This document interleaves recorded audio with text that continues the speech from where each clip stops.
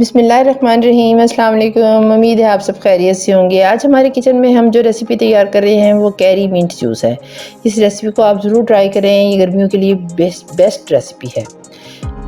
Carry उबालने के लिए हमने 2 लीटर पानी लिया है और 1 किलो कैरी लेके हमने उसको छील के उबालने के लिए रख दिया है। हमने इसको इतनी देर उबालना है कि ये गल जाए।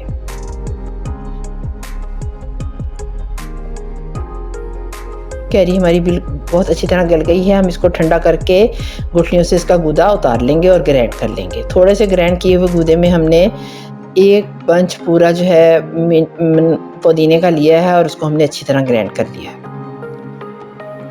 अब इसके लिए हम एक नमक और ज़ीरा अजवैन से एक मसाला तैयार करेंगे। एक टेबलस्पून हमने तीनों चीज़ें ली हैं। इसको बारीक पीस के हम एक साइड पे रख लेंगे। सारा गूदा हमने ग्राइंड कर लिया था और जो पुदीना डाल के किया था वो भी हम इसमें शामिल कर देंगे। इस तरह से आप कैरी का शरबत बनाएंगे तो ये बहुत ही रिफ़्रेशिंग रहेगा। इसमें हम 1 किलो चीनी डालेंगे। हमने 1 किलो कैरी ली है और चीनी भी हम 1 ही किलो डालेंगे।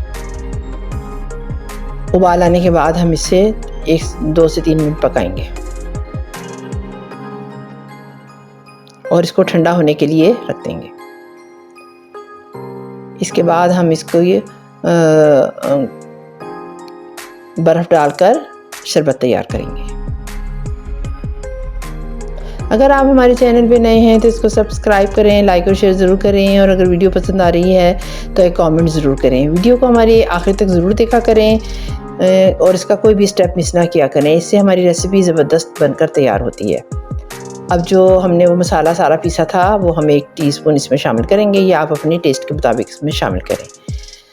उम्मीद है आपको हमारी वीडियो पसंद आई होगी। दुआओं में हमें याद रखें। Take care. अल्लाह हाफिज़।